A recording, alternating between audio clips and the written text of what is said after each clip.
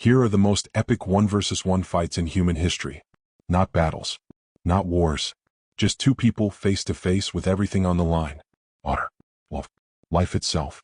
These are the duels that became legend. We are going to start off with one of the most brutal 1 versus 1 fights in recorded history, when jealousy turned best friends into mortal enemies who end up fighting to the death. It is the late 14th century in France, and two men named Jean de Carrouges and Jacques le Gris are squires serving under a local count in Lower Normandy.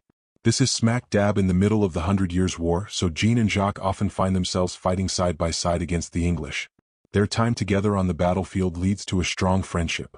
So strong, in fact, that when Jean's wife gives birth to his first son, he asks Jacques to become the child's godfather. Life is good for Jean.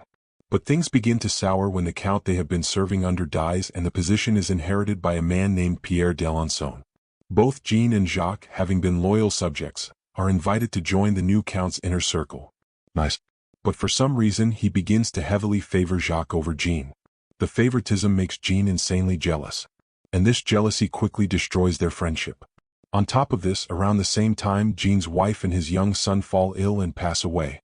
Heartbroken and lost, and with no reason to stick around in Normandy, Jean decides to get away from it all and goes off to England to fight in the 100 Years' War.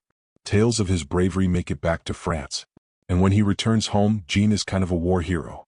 He meets and marries a beautiful young noblewoman named Marguerite de Thibouville. Things are finally starting to look up again for our guy. But this marriage turns out to be the thing that ultimately ends the friendship between Jean and Jacques for good. See, by this time, the two former friends have not seen each other in years.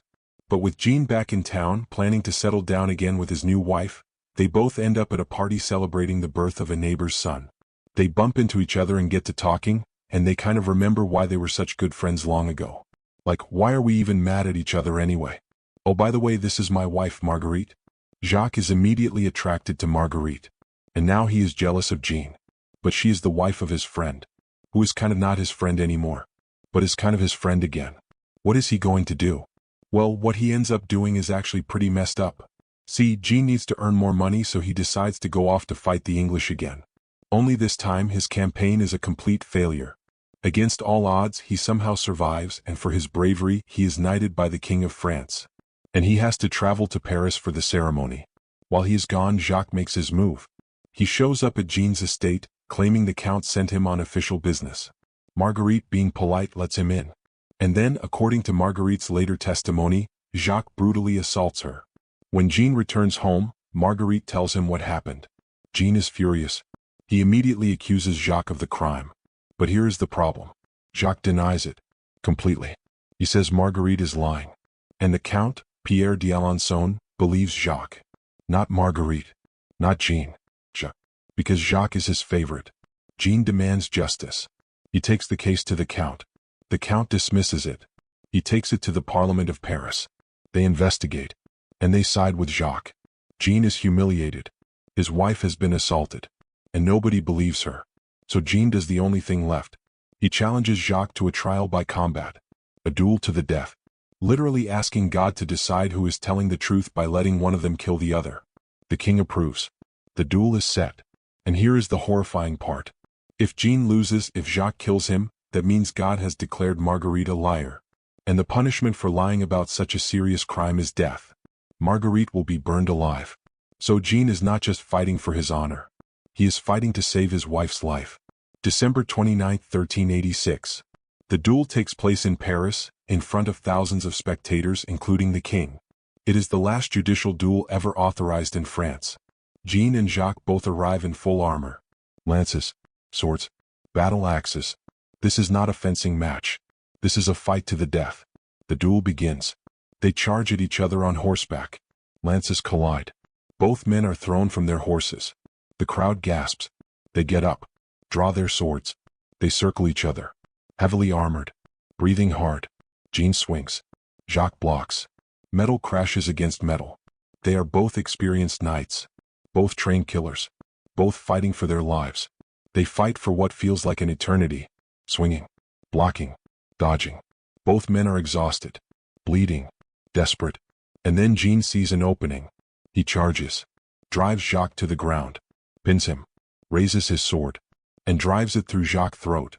Jacques le Gris dies on the ground, choking on his own blood. Jean de Carrouges stands over him, victorious. God has spoken. Marguerite was telling the truth. Jean returns to his wife, who has been watching the entire duel knowing that if her husband lost, she would be executed. She collapses into his arms. The crowd erupts. Justice according to medieval law has been served. Jean goes on to live a relatively quiet life. He dies years later fighting in the Crusades. Marguerite lives for decades after, never remarrying, and is remembered as one of the only women in medieval history to publicly accuse a nobleman of assault and have her story vindicated. This duel was not just about two men fighting. It was about a woman's voice in a world that refused to hear her. And for one brutal afternoon in Paris, the fight made them listen. Now let us go to Japan. 17th century. Two of the greatest swordsmen who ever lived. One island. One duel. No second chances. Miyamoto Musashi. You have heard his name if you know anything about samurai. Undefeated in over 60 duels. A ronin with no master, no school, and no rules. He fights with two swords, which most samurai say is impossible. He proves them wrong every single time. He is rough, brutal, unpredictable. And by the time he is in his late 20s, he is the most feared swordsman in Japan. And then there is Sasaki Kojiro. Everything Musashi is not. Refined. Disciplined. The official sword instructor to the Hosokawa clan, one of the most powerful families in Japan. His technique is legendary. He wields a nodachi, an oversized katana, with a move he calls the swallow cut, so fast and precise it can supposedly cut a bird out of the sky mid-flight. He is respected, admired, and he has been waiting his entire life for a challenge worthy of his skill. When Musashi and Kojiro hear about each other, everyone knows what is going to happen. These two have to fight. It is inevitable. The only question is when. The duel is arranged. Ganryu Island. A small, isolated island in the straits between Honshu and Kyushu. Neutral ground. No interference. Just the two greatest swordsmen in Japan and the ocean. The duel is set for 8 in the morning. April 13, 1612. Sasaki Kojiro arrives on time. He steps off the boat, walks to the beach and waits. He is calm, focused, ready. His nodachi rests at his side. His students and officials from the Hosokawa clan watch from boats offshore. Everyone is waiting for Musashi. And Musashi does not show up. Hours pass. Kojiro is still there. Meditating. Unbothered. Completely still. But inside doubt is creeping in. Is Musashi coming? Did he back out? Did he get scared? Meanwhile, Musashi is on a boat, carving a wooden sword out of an oar. Taking his time. He knows exactly what he is doing. He is letting Kojiro sit there. Letting the anticipation build. Letting the psychological pressure mount. Because Musashi understands something most fighters do not. The fight does not start when the swords are drawn. The fight starts the moment your opponent starts thinking about you. When Musashi finally arrives hours late, he does not apologize. He does not explain. He just steps off the boat with his wooden sword and walks toward Kojiro. His hair is a mess. His clothes are disheveled. He looks like he just woke up. And Kojiro, who has been waiting with perfect discipline for hours, is furious. Kojiro stands. He draws his nodachi. The blade is magnificent, perfectly balanced, gleaming in the sunlight. He looks at Musashi with his wooden stick and says, "You will not need a sheath where you are going." Musashi smiles, tosses his sheath into the water, and says, "You are right. I will not." The duel begins. Kojiro moves first. His swallow cut technique flashes through the air, impossibly fast, impossibly precise. But Musashi is already moving. He closes the distance, ducking under the blade, and swings his wooden sword with everything he has. It connects with Kojiro's skull. The sound echoes across the island. Kojiro stumbles. Blood pours from his head. He tries to swing again, but Musashi is already moving. Another strike. Kojiro falls. Musashi stands over him and delivers the final blow. Sasaki Kojiro, the greatest swordsman in Japan, is dead. Killed by a man with a wooden stick. Musashi does not celebrate. He does not say a word. He just gets back in his boat and leaves. Because he already knows. He just became untouchable. The duel on Ganryu Island became legend. People still talk about it today. Books have been written. Movies have been made. But here is the truth. Musashi won before the fight even started. By showing up late.